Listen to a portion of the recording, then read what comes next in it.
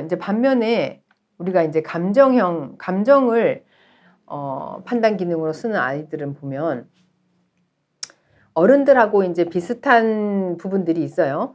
그러니까 부모님이나 선생님의 말을 잘 들어요. 상대방의 말을 잘 따르려고 노력하는 거죠. 반항하기보다. 자기의 생각에 논리적으로 맞지 않다고 해서 이거를 어긋나거나 반항하기보다는 잘 순종하면서 따르려고 하는 편이에요. 그러다 보면 이제 감정도 풍부하고 인정도 많고 또 친구들도 잘 도와주고 또 불쌍한 사람들이 있으면은 도와주려고 하고 또 힘든 친구들은 자기가 이제 도와줘서 할 수 있게 이렇게 해주고 같이 이런 걸 굉장히 잘 해요. 그래서 옆에서 보면은 아 쟤는 저런 걸 보면은 감정을 선호하는 아이구나 이렇게 짐작하실 수가 있는데 그러니까 정이 많고 그러니까 순하다는 얘기를 많이 듣죠. 그러니까 순하다는 얘기는 본인의 고집, 본인의 생각이나 그런 것들을 막 논리적으로 고집하거나 떼쓰지 않고 그냥 상대방이 어떻게 하면 그냥 거기에 네, 알겠어요 하고 순하게 잘 순종하고 따르고 하는 성향이기 때문에 그래요. 그런데 이제 야단을 맞거나 벌을 받으면 눈물부터 막 나오죠. 눈물부터 많이 흘리고. 애들 좀 야단치려고 이제 감정을 선호하는 아이들은 선생님이 조금만 야단치려고 해도 먼저 울고 또 부모님이 뭐라고 얘기를 하면 눈물부터 흘려요. 그게 이제 본인은 안 그런데 내가 억울하거나 뭔가 이야기는 하고 싶은데 그 이야기가 논리적으로 사고형을 쓰는 아이들처럼 나오지가 않는 거예요. 왜냐하면 막 마음이 서럽고 겁나고 억울하고 막 그러다 보니까 이야기가 이렇게 내가 무슨 이야기를 해야 되지? 이걸 하기 전에 그냥 감정에서 이렇게 눈물이 먼저 나오는 거예요. 그리고 다른 사람들의 반응에 굉장히 민감해요. 그리고 다른 사람들이 자기에 대해서 어떻게 생각하는지도 굉장히 빨리 캐치하고 민감하게 알아서 이렇게 느껴요. 그래서 어떻게 보면 좀 예민하다, 센시티브하다 이런 느낌을 가지죠. 그리고 또 혼내키거나 매를 맞거나 하면 금방 잘못했다 그래요. 다시는 안 그럴게요. 뭐 다시는 안 그러겠습니다. 잘못했습니다. 해놓고 사고형하고는 다르게 또 그 똑같은 행동을 또 하죠. 잊어버리고. 그게 달라요. 사고형은 한번 잘못했고 안 하겠다는 얘기를 듣기가 힘들지만 그렇게 설득을 해서 본인이 이해하고 나면 그렇게 안 하겠다고 하면 안 해요. 어떻게든지 간에. 근데 감정을 선호하는 아이들은 받을 때 앞에서는 금방 알았어요. 안 할게요. 잘못했어요. 해놓고는 또 금방 돌아서면 잊어버리고 또 해요.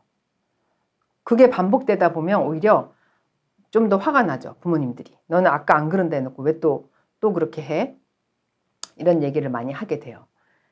그리고 주변에서 굉장히 이렇게 싹싹하다? 옆에서 이렇게 아유 저희는 입에 헛처럼 놀게 이렇게 잘 맞추고 비위도 맞추고 잘하네.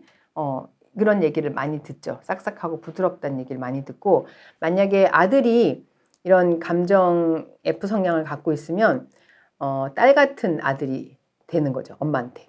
엄마가 느끼기에 아들만 있는 집에 이제 감정형을 가진 아들이 섞여 있으면 쟤는 아들이라도 딸 같은 아들이야 나한테는 그런 얘기를 많이 듣게 돼요. 딸처럼 이렇게 엄마한테 비도 잘 맞히고 부드럽게 싹싹하게 잘 하고 엄마 배려도 잘 하고 그런 성향이기 때문에 이제 그렇게 느껴지는 거죠. 그리고 또 이제 형제들 중에서도 감정을 선호하는 아이들이 항상 양보를 먼저 해요. 쉽게 하고. 왜냐면 막 싸움 일어나면 엄마 또 화낼 거고 엄마 속상해하고 막 그런 게 느껴지니까 아유 그냥 내가 양보하고 말지. 그냥 그러고 자기가 그냥 양보하고 그러면 오빠가 가져. 그냥 이렇게 주고. 근데 사고형 아이들은 절대로 그런 건 없어요. 자기가 이걸 가져야 되는 이유가 있으면 반드시 가져야지 이렇게 주변의 상황을 봐가지고 그냥 자기가 양보해서 주고 이러는 건 별로 없어요. 그래서 형제 간에도 이렇게 섞여 있다 보면 감정을 선호하는 아이들이 항상 양보하면서 좀 어떻게 보면 희생을 해야 된다 그래야 되나? 자기가 하고 싶은 거대로 안 하고 참고 양보하는 게 있고 사고형을 쓰는 아이들이 그거를 자기 주장을 더 강하게 하죠. 그래서 동생이지만 그걸 강하게 해서 자기가 하고 싶은 대로 하죠.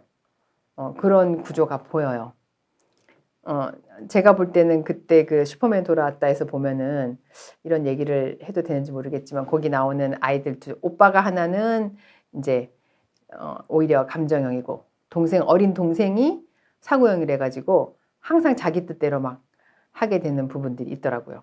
그게 이제 그런 거의 차이에서 오게 돼요. 그래서 위에는 또 위에니까 양보하고 맨날 이제 주면서도 좀 억울하니까 울고 그런 구조를 잘 관찰해 보시면 보이실 거예요.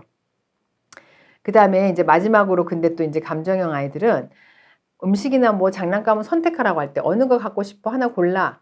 그러면 잘 고르지를 못해요. 결정을 못해요.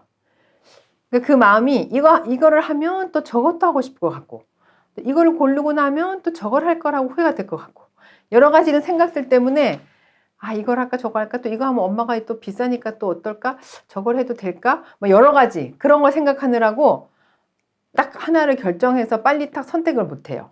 근데 사고형 아이들은 골라면 자기 딱 좋아하는 게 있어요.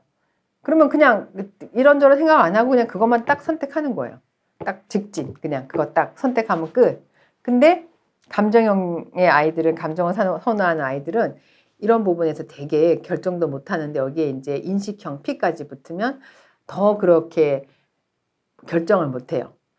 그러다 보면 우리는 결정장애란 말도 나왔잖아요. 자기는 결정 못 한다고. 너가 대신 결정해. 그냥 따라갈게.